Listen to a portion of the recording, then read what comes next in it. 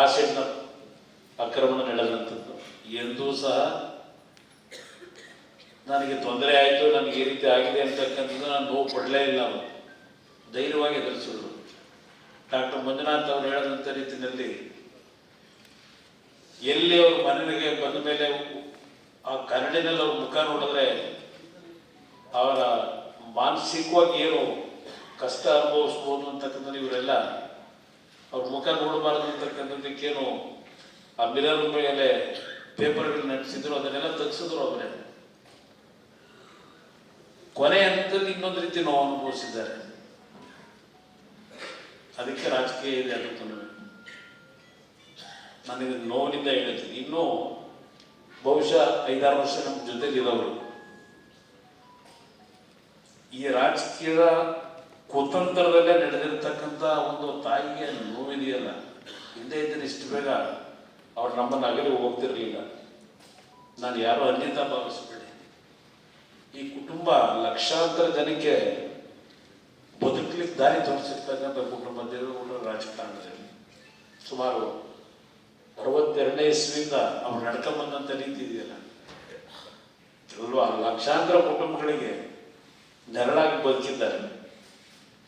ಇವತ್ತು ಅವರ ಮಕ್ಕಳಾಗಿ ನಾವು ಸಹ ನಮಗೇನು ಅವ್ರು ಹೇಳ್ಕೊಟ್ಟಿದ್ದಾರೆ, ಅವ್ರು ಹೇಳ್ಕೊಟ್ಟಿರ್ತಕ್ಕಂಥ ಮಾರ್ಗದಲ್ಲೇ ಯಾರೇ ಕಷ್ಟ ಅಂತ ಬಂದರು ಇವತ್ತು ಏನಾದರೂ ನಮ್ಮ ಕೈಲಿ ಇರಲಿ ಇಲ್ಲದೆ ಹೋಗಲಿ,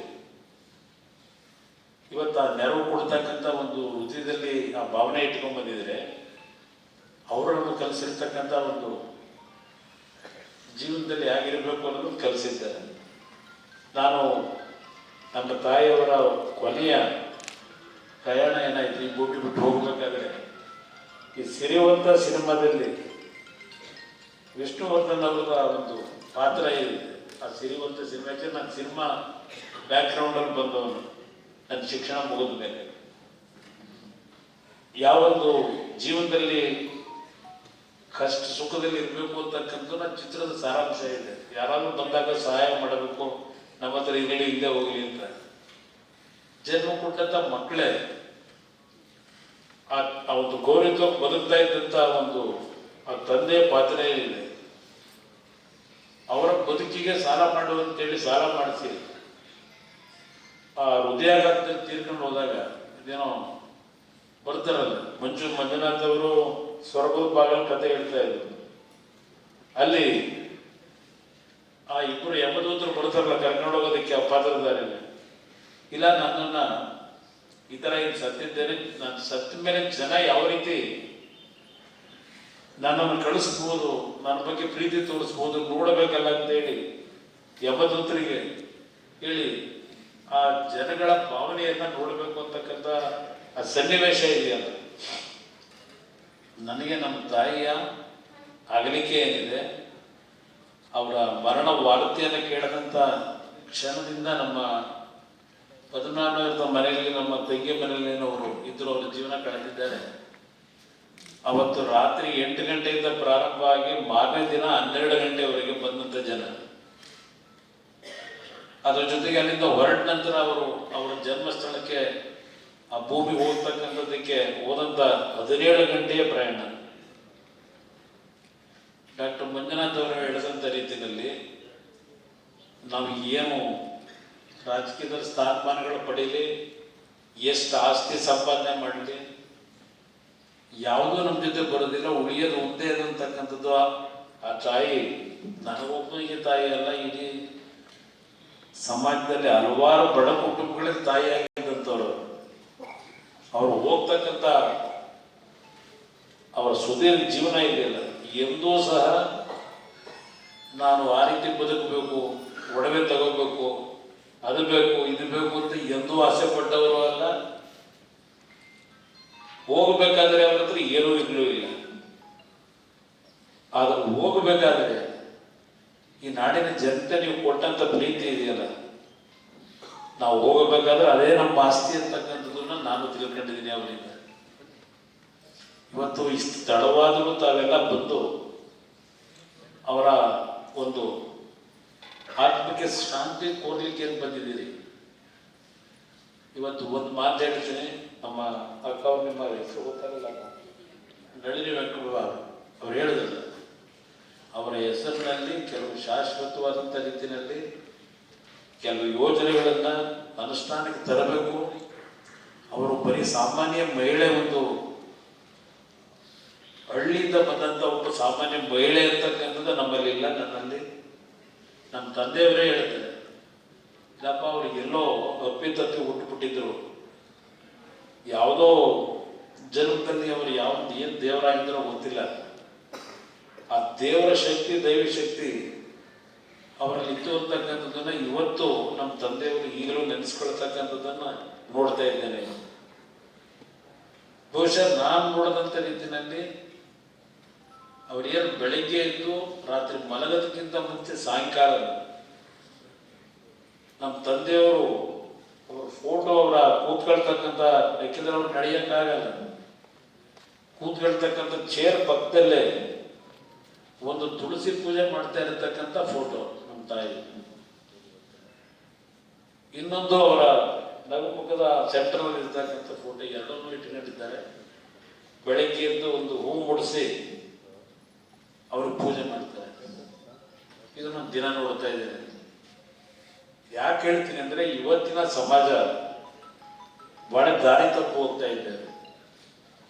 ಭಗವಂತ ಎಲ್ಲನೂ ಕೊಟ್ಟಿದ್ದಾನೆ, ಎಲ್ಲ ರೀತಿಯ ಶ್ರೀಮಂತಿಗೆ ಇದೆ, ಆದರೆ ನೆಮ್ಮದಿ ಅಂತಕ್ಕಂಥದ್ದು ಇವತ್ತು ಹಲವಾರು ಕುಟುಂಬದಲ್ಲಿ ಕಾಣ್ತಾ ಇದ್ದಾನೆ. ಇವತ್ತು 72 ವರ್ಷಗಳ ದಾಂಪತ್ಯ ಜೀವನ ನಿರ್ವಹಣೆ ಮಾಡಿದ್ದಾರೆ ನಮ್ಮ ತಾಯಿ ಮತ್ತು ನಮ್ಮ ತಂದೆ.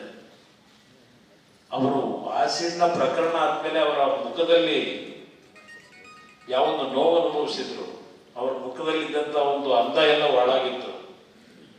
ನಮ್ಮ ತಂದೆ ಒಂದು ದಿವಸವೂ ಸಹ ಅವರ ರೂಪದ ಬಗ್ಗೆ ಚೆಂದ ನೋಡಲಿಲ್ಲ. ಅವ್ರ ಹೃದಯದಲ್ಲಿದ್ದಂಥ ಏನು ಅದನ್ನು ಯಾವ ರೀತಿ ಹೇಳಬೇಕು ಗೊತ್ತಿಲ್ಲ. ನಾನು ಯಾವ ಮಟ್ಟಕ್ಕೆ ನಮ್ಮ ತಂದೆಯವರು ಅವರನ್ನು ಪ್ರೀತಿಸ್ತಾ ಇದ್ರು ಅಂದ್ರೆ, ಕೊನೆಯ ಹಂತದಲ್ಲಿ ಊಟ ಮಾಡ್ತಿರ್ಲಿಲ್ಲ ಅವರು.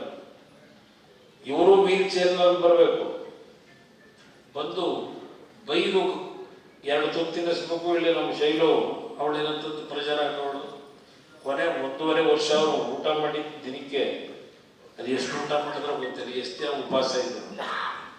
1.5 ವರ್ಷಗಳ ಕಾಲ ಬೆಡ್ಡಲ್ಲಿದ್ರು. ನಮ್ಮ ತಂದೆಯವರು ದೇಹೇ ಹೋದ್ರು ಬರ್ತಿದ್ದಾಗೆ ಮೊದಲು ಅವ್ರ ರೂಮ್ಗೆ ಹೋಗ್ಬೇಕು, ಆ ರೀತಿಯ ಜೀವನ ಏನಿತ್ತು ಅವ್ರದ್ದು. ಈ ನಾಡಿನ ಜನತೆಗೆ ನಾನು ಈ ಒಂದು ನುಡಿನಮರದ ಕಾರ್ಯಕ್ರಮದಲ್ಲಿ ಈ ವೇದಿಕೆ ಮುಖಾಂತರ ಹೇಳೋದು, ಕುಟುಂಬಗಳಲ್ಲಿ ಎಷ್ಟೇ ಭಿನ್ನಾಭಿಪ್ರಾಯಗಳಿರಲಿ, ನಿಮ್ಮ ತಂದೆ ತಾಯಿದ್ರು ನಿಮ್ಮ ಒಡ ಹುಟ್ಟಿದವ್ರ ಜೊತೆನಲ್ಲಿ, ಯಾಕೆಂದ್ರೆ ಕಳ್ಕೊಂಡ ಮೇಲೆ ನಾವು ಯೋಚನೆ ಮಾಡೋದು ಉಪಯೋಗ ಬರೋದಿಲ್ಲ. ಅಯ್ಯೋ ಕಳ್ಕೊಂಡ್ವಲ್ಲ ಅಂತೇಳಿ, ಬದುಕಿದ್ದಾಗ ಎಷ್ಟೇ ನಮ್ಮಲ್ಲಿ ಭಿನ್ನಾಭಿಪ್ರಾಯಗಳಿದ್ರು ಒಂದು ಪ್ರೀತಿ ವಿಶ್ವಾಸದಿಂದ ಬದುಕ್ತಕ್ಕಂಥದ್ದು ಇವತ್ತು ನಾವು ಕಾಣಬೇಕು. ಇವತ್ತಿದ್ರೆ ಇವತ್ತು ದಿನ ಬೆಳಗ್ಗೆ ಆ ಟಿವಿ ನ್ಯೂಸ್ನೇನಾದ್ರು ಹಾಕ್ಲಿಕ್ಕೆ ಹೋದ್ರೆ ನ್ಯೂಸ್ನ ನೋಡ್ಲಿಕ್ಕಾಗಲಿಲ್ಲ. ರಾಜ್ಯದಲ್ಲಿ ನಡೀತಾ ಇರತಕ್ಕಂಥ ಹಲವಾರು ರೀತಿಯ ಘಟನೆಗಳು, ಕೆಟ್ಟ ಘಟನೆಗಳನ್ನ ಪ್ರತಿನಿತ್ಯ ನೋಡ್ತಾ ಇರ್ತೀವಿ. ಆದರೂ ಅದೇ ಮರುಕಳಿಸ್ತಾ ಇರತಕ್ಕಂಥದ್ದನ್ನ ಹಲವಾರು ಕುಟುಂಬದಲ್ಲಿ ಕಾಣ್ತೇವೆ. ಇವತ್ತು ಈ ಒಂದು ನುಡಿನಮನ ಕಾರ್ಯಕ್ರಮದಲ್ಲಿ ನಿಮ್ಮ ಮುಂದೆ ಏನು ನಿಂತಿದ್ದೇನೆ, ಈ ನಾಡಿನ ಜನತೆಗೆ ಈ ನುಡಿನಮನ ಕಾರ್ಯಕ್ರಮದ ಮುಖಾಂತರ ನಮ್ಮ ತಂದೆ ತಾಯಿ ಬದುಕು ಅಂತಕ್ಕಂಥ ಹೇಳೋದಕ್ಕಿಂತ ಹೆಚ್ಚಾಗಿ ಇವತ್ತು ಸಮಾಜ ಎಲ್ಲ ಒಂದ್ ಕಡೆ ಕವಲ್ದಾರಿಗೆ ಹೋಗ್ತಾ ಇದೆ.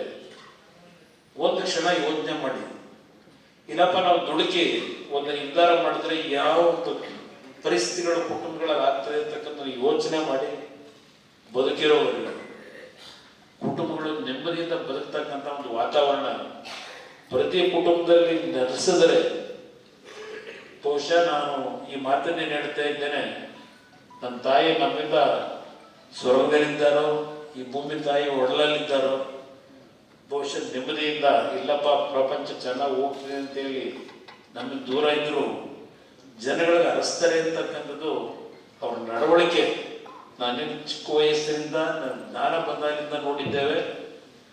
ಆ ರೀತಿಯ ಒಂದು ಮನಸ್ಸಿನಲ್ಲಿ ಈ ಸಮಾಜ ಒಳ್ಳೆ ರೀತಿಯಲ್ಲಿ ಹೋದರೆ ಅವರು ನೆಮ್ಮದಿಯಿಂದ ಅಲ್ಲಿ ನಮ್ಮಿಂದ ಹಾರೈಸ್ತಾರೆ ಅಂತಕ್ಕಂಥದ್ದು ನನ್ನ ಹೃದಯದಲ್ಲಿ ಇಟ್ಕೊಂಡಿರ್ತಕ್ಕಂಥದ್ದು. ಅದರಿಂದ ಕ್ಷಮಿಸ್ಬಿಡಿ, ತಡವಾಗಿ ಬಂದೆ, 4:15 ಗಂಟೆಗೆ ಬರಬೇಕಾದ್ರೂ ಕಾರಣ ಇವತ್ತು ನನ್ನ ಆರೋಗ್ಯನ ನೋಡಲ್ಲ. ನಾನು ಬದುಕಿರೋವರಿಗೆ ನನ್ನ ತಾಯಿ ಏನು ಜೀವನದಲ್ಲಿ ಅವರು ಅಳವಡಿಸ್ಕೊಂಡಿದ್ದಂಥ ಅವರ ಬದುಕೇನಿದೆ, ಈ ನಾಡಿನ ಕಷ್ಟದಲ್ಲಿರ್ತಕ್ಕಂಥವ್ರಿಗೆ ಸ್ಪಂದಿಸ್ತಕ್ಕಂಥದ್ದಕ್ಕೆ ನನ್ನದೇ ಎಷ್ಟೇ ಸಣ್ಣ ದಂಡನೆ ಇದ್ದರೂ ಜನಗಳ ಕಷ್ಟ ಸುಖದಲ್ಲಿ ನಾನು ಇರ್ತಕ್ಕಂಥ ಕ್ಷಣದಲ್ಲಿ ಆ ಜನರ ಬದುಕಿಗೆ ನನ್ನ ತಾಯಿಯ ಏನು ನಮಗೆ ಜನ್ಮ ಕೊಟ್ಟಿದ್ದಾರೆ ಅವರಿಗೆ ಒಂದು ಶಾಂತಿ ದೊರಕಬೇಕು ಅಂತಕ್ಕಂಥದ್ದು ನನಗೇನು ಆಸೆ ಇಟ್ಕೊಂಡಿದ್ದೇನೆ, ಅವರ ಹೆಸರನ್ನು ಉಳಿಸ್ತಕ್ಕಂಥದ್ದಕ್ಕೆ ನಾನು ಕೊನೆ ಉಸಿರಿರೋವರೆಗೆ ಮತ್ತೆ ನಾನು ಭೂಮಿಗೆ ನನ್ನ ತಾಯಿ ಪಕ್ಕಕ್ಕೆ ಹೋಗ್ತೀನಿ. ಅಲ್ಲಿವರೆಗೂ ಆ ತಾಯಿಯ ಹೆಸರನ್ನು ಉಳಿಸ್ಲಿಕ್ಕೆ ನಾನೇನು ನಿರ್ಧಾರ ಮಾಡಿ ಹೊರಟಿದ್ದೇನೆ.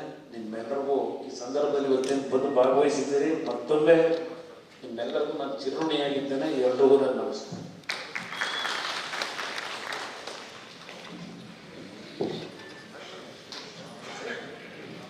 ತಮ್ಮ ಅದ್ಭುತವಾದಂಥ ಒಡಲಾಳದ ಮಾತು